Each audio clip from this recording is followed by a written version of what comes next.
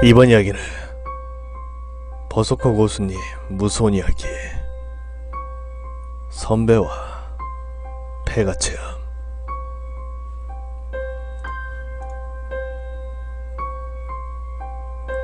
이번 이야기는 버서커 고수님의 실화 5%와 95% BJ 좀비 드래곤의 창작으로 만들어진 이야기입니다.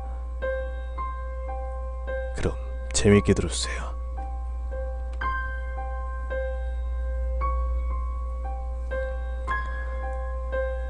저는 아는 선배와 집 근처에 있는 폐가를 갔습니다.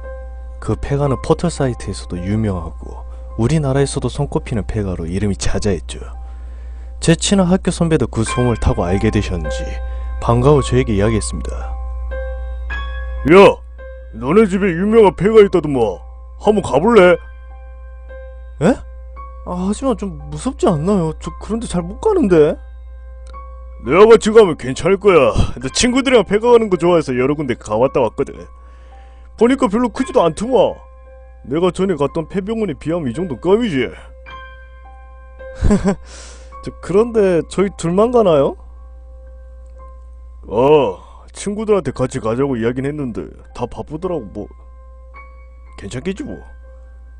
선배는 항상 충동적으로 갑자기 가는 걸 좋아하기 때문에 이번에도 파도에 쓸려가듯이 흐름에 쓸려가 버렸다. 일단 제대로 된 후레쉬도 없고 폰 후레쉬는 무슨 일이 생길 때 급하게 연락을 할 수 있어야 하기 때문에 다이소에서 5,000원짜리 후레쉬 2개와 여분 배터리를 사서 8시에 집 근처 슈퍼마켓에 있는 폐가 쪽으로 모이기로 했다. 그리고 밤 8시.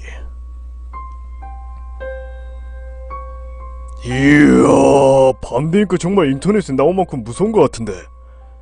마음대로 들어가도 될지 모르겠네요. 뭐 어때? 인터넷에서도 사람들 다 들어갔다 나오고 하더만. 네.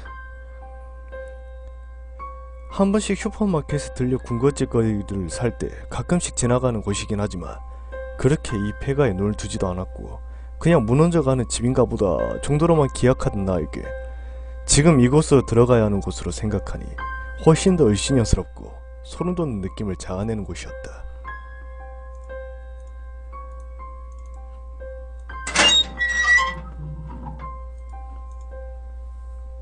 녹슨 문을 열어 제끼자 마당으로 보이는 자리에는 깨진 유리며 찌그러진 주전자, 그리고 폐가에 놀러온 사람들이 남긴 것 같은 마카로 칠해진 낙서들과 과자 껍데기, 소주병 등등이 굴러다니고 있었다.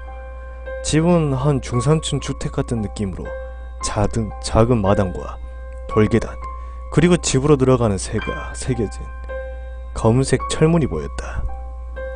보통 조금 사는 동네라면 어디에서나 볼 수 있는 그런 집이었다. 이렇게나 좋은 집이 아직까지 안 팔리고 왜 방치되어 있지? 야,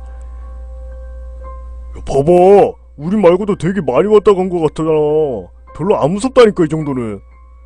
그런데 안 무서울 것 알면서 왜 오셨어요? 보통 무서우려고 오지 않나? 그야 유명한 곳이니까. 야, DC 사이드에서도 꽤 유명해서 갔다 나오면 무조건 베스트 게시물 되더라고. 야, 최근 글까지는 확인 못했지만 말이야. 나도 사진 몇 장 찍어서 올리면 댓글 맛 좀 볼 것 같은데.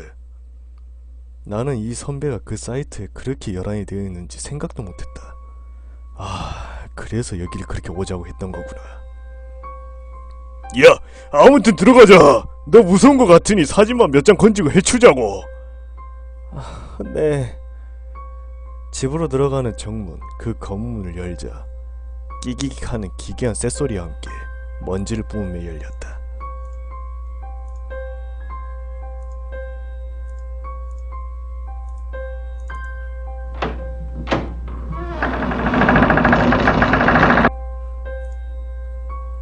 안은 눈을 감은 듯한 어둠과 가끔 새어나오는 창문의 달빛만이 여러가지 잡동사니들과 2층으로 가는 계단을 가까스로 비추고 있었다. 선배와 나는 후레쉬를 비추며 바닥을 간신히 발로 짚어가며 가고 있었다. 밖에는 그렇게 낙서도 많더니만 벽들은 찢어진 도배지를 빼고는 낙서 하나 없었다. 들어가서 거실이었던 것 같은 곳을 비추면서 다니자 선배의 안색이 많이 안 좋아지는 것 같았다. 선배, 괜찮아요? 그런데 좀 어지럽네. 이 안 공기가 안 좋아서 그런가? 먼지도 좀 많고 되게 쾌쾌한 냄새 때문에 저도 좀 머리가 띵하네요. 솔직히 그렇게 머리가 아프거나 냄새가 심각할 정도로 안 좋지도 않았다. 그냥 속으로 선배 혹시 긴장하셔서 그런 건가? 라는 생각과 함께 나도 똑같은 증상이 오는 것 같다고 이야기하며 건물 탓이겠지 라는 생각과 함께 선배도 좀 안심해야 할 것 같아서였다. 야, 긴장을 하시다니 폐가 자주 다녔다는 건 순뻥인가? 선배는 머리를 한번 털고 목을 꺾은 뒤 약간 괜찮아졌다는 듯한 제스처를 취하고 나한테 휴레시를 맡긴 뒤 불빛이 비추는 곳들을 스마트폰으로 연신 찍어댔다.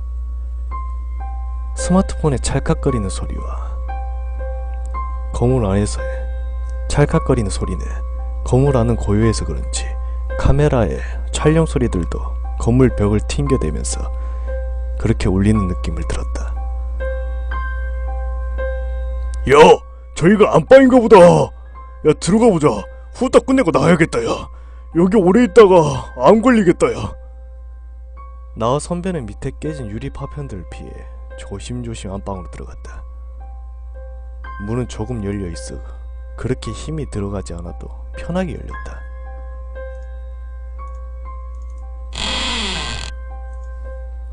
안에는 가구들이 마치 지금 사람이 살고 있는 것처럼 옷장이며 서랍장이며 깨진 TV며 모두 그대로 방치되어 먼지 옷을 입은 채 덩그러니 놓여져 있었다. 장롱은 특히 검은색 오칠을 한 한눈에 봐도 고급인 옷장이었다. 야, 여기 가구도 그대로 있네. 집주인이 급했나? 무슨 사고가 있는 곳이라고는 들었는데. 뭐 다른 폐가들처럼 가족들이 자살했다든지 그런 이야기들이겠죠 뭐. 야, 그래도 보통 이런 가구들은 치워줘야.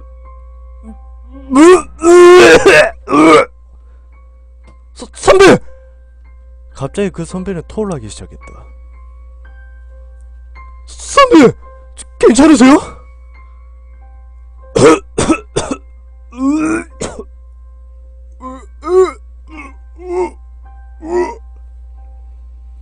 선배는 모두 음식물을 토했는지 꺽꺽거리면서 투명한 위액들까지 토하고 있었다. 그렇게 신나게 토한 뒤 선배는 괜찮다는 듯이 손을 잡으며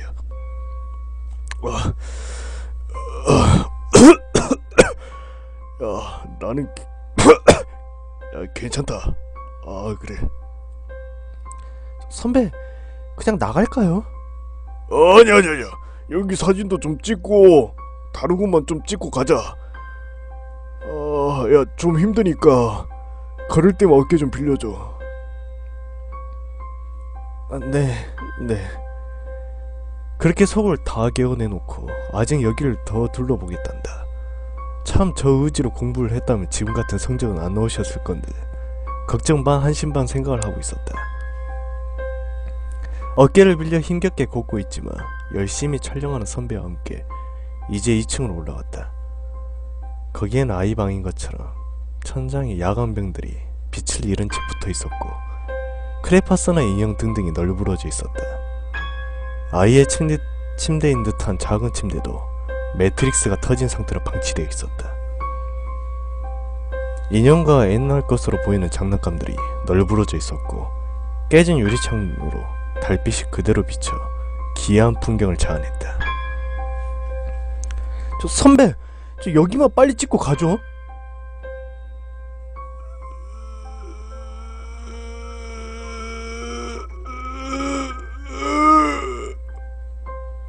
선배!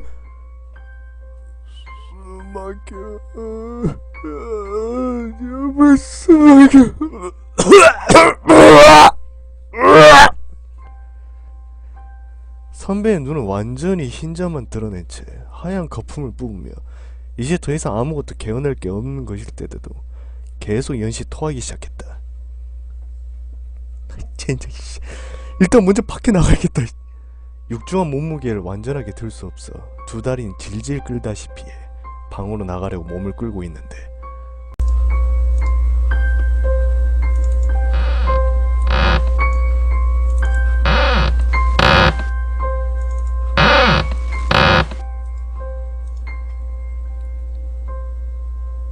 허물어져 가는 나무 바닥을 누가 걸어오는 듯 기괴한 소리를 내기 시작했다.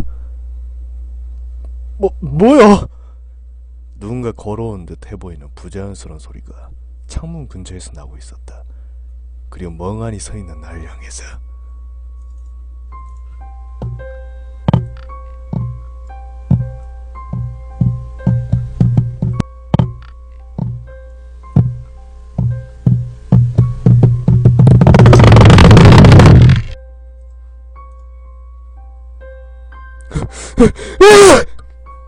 나는 선배를 질질 끌며 거의 넘어지다시피 계단을 내려왔다. 그 다음부터는 생각도 안 난다. 실성하다시피 집 밖으로 나와 문 밖으로 선배를 던지다시피 나르고 그리고 나는 달려서 뛰쳐나왔다. 문 밖으로 나오자 불빛이 보이는 몇몇 상점들에서 고개를 내밀고 쳐다보는 시선이 느껴졌다. 인가의 불빛들을 보니 정신이 돌아온 나는 눈이 뒤집힌 채 경련하고 있는 선배를 보고 사람들에게 소리쳤다. 누가 제발 이거 좀 제발! 내 주머니에 핸드폰이 있었지만 그런 사실도 새카맣게 잊은 채 눈물 범벅이 된 채로 사람들에게 부르짖고 있었다.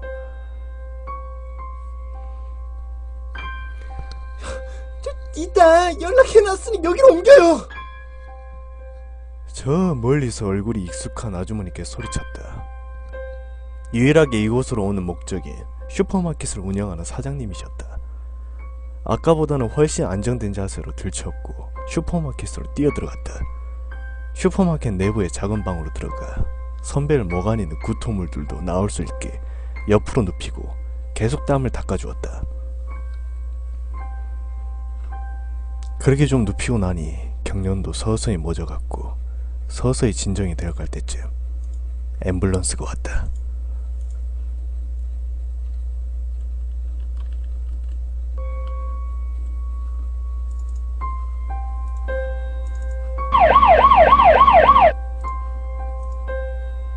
정말 그때 앰뷸런스를 멀리서는 자주 봐왔지만 눈앞에서 누구를 싣고 가는 모습을 처음 보는 광경이었다. 일단 내가 보호자이니 아주머니에게 목내어 차에 탔다. 차 안에서 응급처치를 하고 그걸 지켜보고 병원에 도착하자마자 응급실로 들어갔다. 응급실의 환자 침대에 눕히자 혈색이 완전히 돌아오고 집 안에 들어가기 전 모습처럼 생생해졌으며 곤히 자는 모습을 하고 있었다. 응급실의 간호사와 의사가 급히 와 후레쉬를 동공을 체크하고 입안 등 여러 체크를 한 뒤 지금 보이는 증상으로 이상은 못 느끼겠지만 일단 좀 더 검사를 해보겠습니다. 네! 안도의 한숨을 푹 하고 나오고 일단 눈물과 콧물 범벅이 된 모습을 정돈하기 위해 화장실로 들어가 씻고 나왔다. 그리고 바깥바람을 쐬 진정을 되찾고 선배가 있는 침대를 가보니 의사는 자리에 없고 간호사만 그 자리에서 선배에게 닌게를 놓고 있었다. 주머니를 뒤져보고 나의 스마트폰이 안에 있다는 걸 깨닫고 나의 멍청함을 탓했다. 친구들에게 카톡으로 간단히 설명을 해주니 채팅방이 아주 난리가 났다. 글 좀 쫓고 있으니 어느새 의사가 와서 손으로 턱을 오르만지면서 뭔가 좀 꺼름직하다는 제스처를 취했다. 저기 혹시 처음 증상 보실 때 경련이 좀 심했나요? 네, 저 눈도 뒤집고 구토 증상도 있고. 처음 연락 받았을 때와 지금 검사한 결과들을 보니 일단 아무 문제도 없네요. 네? 지금 검사로는 모든 진단이 된 건 아니지만 아무 이상이 없습니다. 조금 구토를 한 흔적은 있으나 위 경련이나 여러가지 증상으로 토한 게 아니라 그냥 위에서 역류되어 나온 것 같습니다. 열성 경련도 있을 거라고 생각했지만 체온도 정상이고 증상도 없고 일단 정상입니다. 좀 더 자세한 증상들은 MRI나 여러가지 검사를 받아봐야겠지만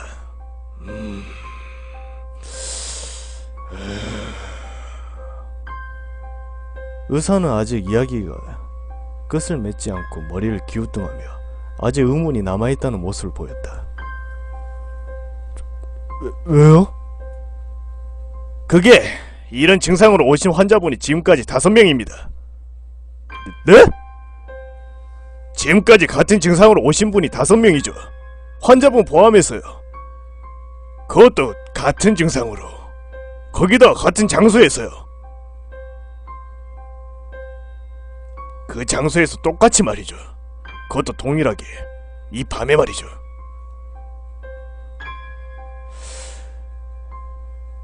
뭐 오신 환자분들 이야기 좀 들어보니 요즘 거기 이상한 인터넷 글 보고 많이 가시는 것 같은데 이번 달에 같은 증상으로 오신 분이 5분이나 계시다니 말이죠. 그분들 전부 다음날에 MRI며 뇌검사며 여러가지 검진을 받아봐도 정상이었습니다. 아마 이 환자분도 같을 것 같아서 말이죠. 그래도 모르니 꼭 검사를 받아보시기 바랍니다.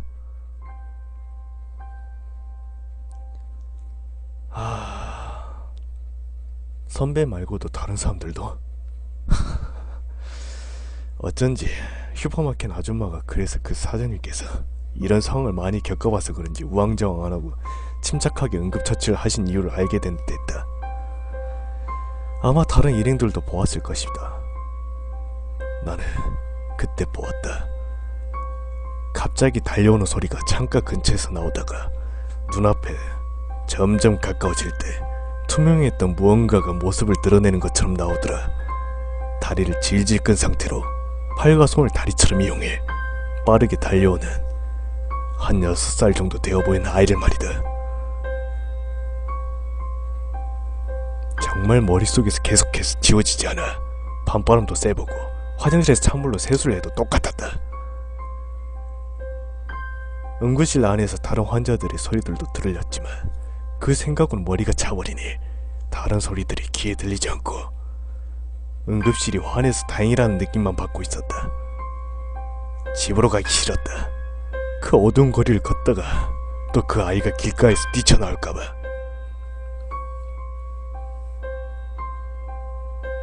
사람들이 많고 밝은 곳에 있고 싶었다. 계속해서 그런 생각을 하고 있으니 어느샌가 잠이 들었던 것 같다. 어떤 아줌마 아저씨가 놀래며 괜찮냐는 소리가 들려 그렇게 깨어보니 선배의 부모님이 오신 것이다. 아까 카톡에서 친구 녀석에게 부탁해 놓았는데 그 녀석이 전화를 해놨나 보다. 선배는 멀쩡히 일어나서 부모님에게 죄송하다고 연신 고개를 숙였고 선배의 아버지는 그런 선배에게 계속 화를 내고 있었다.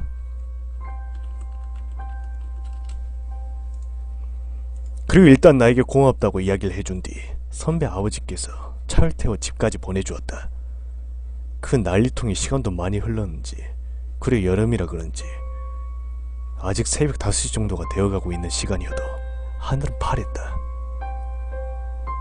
부모님이 깼어야라 조심히 들어가 방 안에서 잠을 청했다. 정말 기절한 듯 잤다. 정말 눈을 감고 뜨기만 했는데 언제 그렇게 잤는지 밖은 강한 햇살을 비추고 있었고 핸드폰 시계는 오후 2시를 가리키고 있었다. 그리고 핸드폰에 부재중 통화가 6개나 와 있었다. 전부 선배의 핸드폰이었다. 새벽 6시 30분, 아침 8시 7분, 아침 8시 20분, 아침 8시 43분, 아침 9시 2분, 아침 9시 17분. 그 뒤로는 계속 안 받으니 다시 통화를 하지 않았나 보다. 그리고 선배에게 다시 통화를 걸어보았다.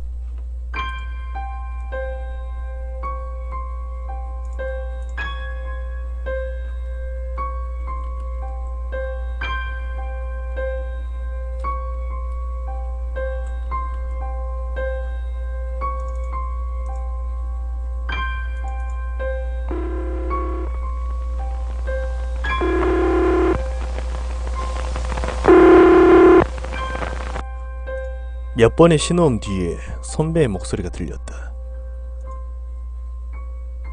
야! 넌 괜찮냐? 가장 첫 마디가 저 말인 거 보면 나도 뭔가 문제가 있었을 거라고 생각했나 보다. 아니요, 괜찮아요. 선배 몸 괜찮으세요? 네 덕에 살았다. 야, 고맙다. 오늘 검사 다 받아봤는데 정상이래. 눈가 뒤집고 격려 일으킨 사람이라고는 생각 안 드는 것 같다고 하더라. 오히려 부모님에게 맞아 죽을 뻔했지. 아, 그리고 슈퍼마켓 아주머니께서도 도와주셨다고 해서 감사하다고 말이라도 전할 겸 왔는데 그게 일단 너도 와야겠다. 네? 왜요? 오면 알려줄게. 아, 정말 그 안 좋은 기억을 안고 또 거길 가야 하다니 정말 몸 전체가 떨려오고 거부감이 생겼다.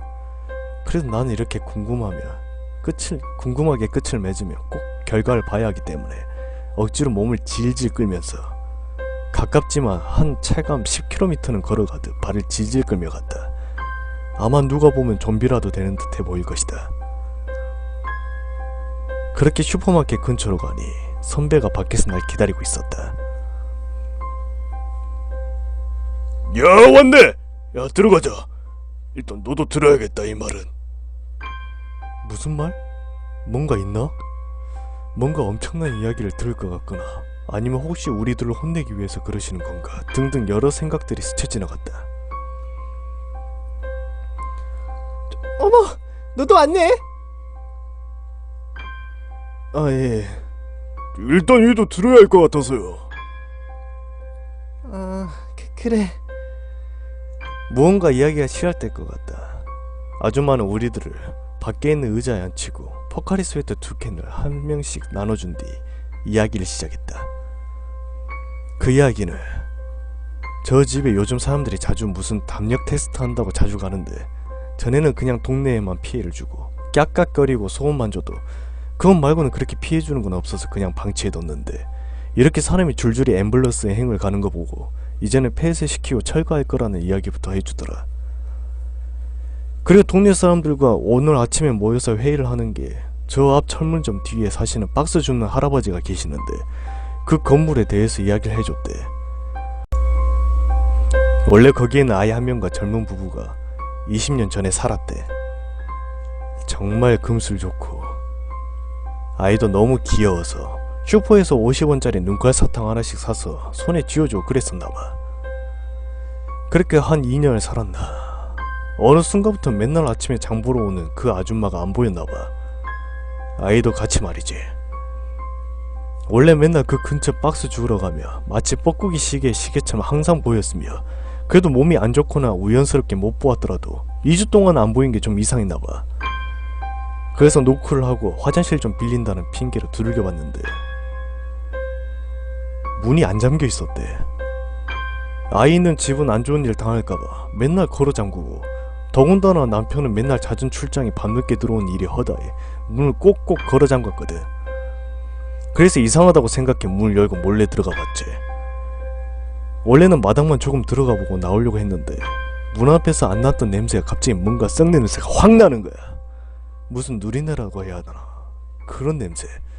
그래서 불안한 마음에 정문 검문을 열고 들어갔는데 거실에 그 아줌마와 아이가 얼굴에 뼈가 보일 정도로 썩어서 부패하고 있었다더라. 푹푹 찌는 여름날에 그렇게 시체가 방치됐으니까. 사망 원인은 번개탄으로 인한 일산화탄소 중독이었대. 남편의 잦은 출장이 아니라 다른 여자랑 한 살림 차리고 있었나봐. 아내는 남편이 다른 살림 차리고 있는 거 알고 나서 협박도 하고 무릎도 꿇고 빌고 우리 아기 생각하라고 해도 얼마나 매정한 놈인지 그 다른 살림 차린 여자를 선택한 거야. 그리고 그 다른 살림 그 여자 임시까지 하고 있었고 말이야. 아무튼 그 쓰레기 때문에 그 아내는 극단적인 선택을 한 거야. 못난 애비 만난 불쌍한 아이란 말이야. 그 아내는 주위 가족도 없어 그렇게 올해까지 발견도 안 되었고 그 할아버지에게 발견되어 적어도 묘지에는 묻혔는데 제대로 된 제사도 못 지냈나봐. 그리고 그 주위는 재개발이다 뭐다 해서 주위 싹 밀고 아파트 단지랑 큰 주택들 들어서도 그 집은 못 건드렸대. 그런 사고가 나도 명의는 그 남편 이름으로 돼 있었거든. 집주인은 안 나타나도 세금 다 내면서 유지하고 있었으니 못 건든 거지. 생각보다 부자여서 집도 정말 컸고 말이지. 그 시대 땐 말이야. 사람 죽은 집이라 살려는 사람은 아예 없는 건 당연하고 그렇게 20년이나 지난 지금까지 그대로 방치되었던 거래. 시간이 너무 흐르니 집 명의도 누구인지 그리고 그렇게 안 좋은 소문들도 점점 사라져가고 그때 있었던 사람들도 다 떠나게 되어 그 할아버지만 남게 되었나봐. 그렇게 그 집은 그냥 폐가로 남게 된 거야. 하지만 요즘 뭐 곤지암이나 여러 폐가 체험이 유행하면서 거의도 리스트에 오르게 된 것이고, 갑자기 담력 체험한다고 아이들이 많이 찾아가게 된 거야. 일단 이런 사연 있는 집이라고 생각하니 왠지 안 되어 보이기도 했어. 이 슈퍼마켓에 앉아 있어도 눈앞에 그 집 담이 떡하니 있으니 뭔가 감회가 새롭기도 했고, 밤에 봤던 풍경보다는 뭔가 애틋해 보이기까지 했어. 일단 사장님은 이야기를 마치고 다음부터는 거기 들어가지 말라는 이야기와 함께 동회의 때 거길 철거하자는 의견으로 단합이 되었고, 동사무소에 단체 서명 돌린 걸 제출해서 뭐 어떻게든 철거를 한다고 하더라. 그 말 다 듣고 나는 아줌마에게 고맙다는 말과 함께 죄송하다는 말을 함께 전했어. 그 말 다 들은 선배도 평소 보여주지 않는 진지한 표정으로 카스테라 빵과 딸기 크림빵 그리고 우유 2개를 샀어. 정말 감사합니다. 다음에 뭔가 사례라도 할게요. 아, 뭐 사례는 뭔? 몸 조심하고 절대 저런 사연 있는 집은 들어가지 마. 알았지? 네. 네. 이렇게 우리 둘은 대답과 함께 그 슈퍼마켓을 빠져나왔어. 야, 우리 저 집 또 들어가자. 네? 그게 무슨 말이에요? 정말 선배 그때 죽을 줄 알았는데 저길 또 들어가자고요? 지금 낮이니까 괜찮을 거야. 그리고 뭔가 하고 싶은 게 생각나서 그래. 나 혼자 가도 되지만 너도 가는 게 좋을 것 같아서.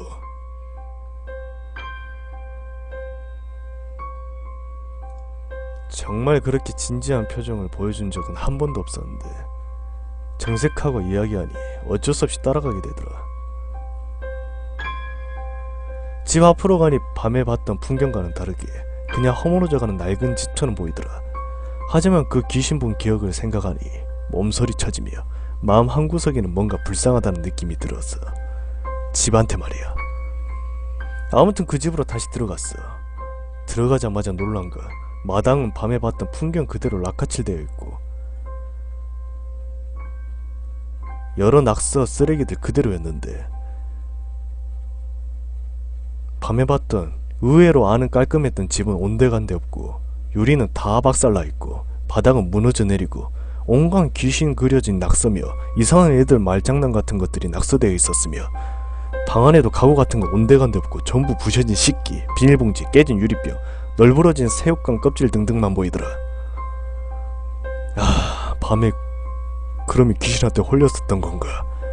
그렇게 멍해 있을 때 선배가 슈퍼마켓에서 사온 빵과 우유가 든 비닐봉지에서 그것들을 꺼낸 뒤 2층 아이 방 안에 들어가 봉지 뜯고 우유팩 뜯고 공손히 놓더라. 어? 선배 뭐예요? 우리 먹으려고 사온 건 줄 알았는데. 이야기 듣고 나니 이렇게 해야 할 것 같아서. 조촐하지만 간단히 제사라도 지내주자. 그렇게 엄숙한 분위기에 묵념을 했고 선배는 연신 죄송합니다. 죄송합니다. 이렇게 중얼거렸어. 1분 동안 길게 묵념을 하고 밖으로 나갔어.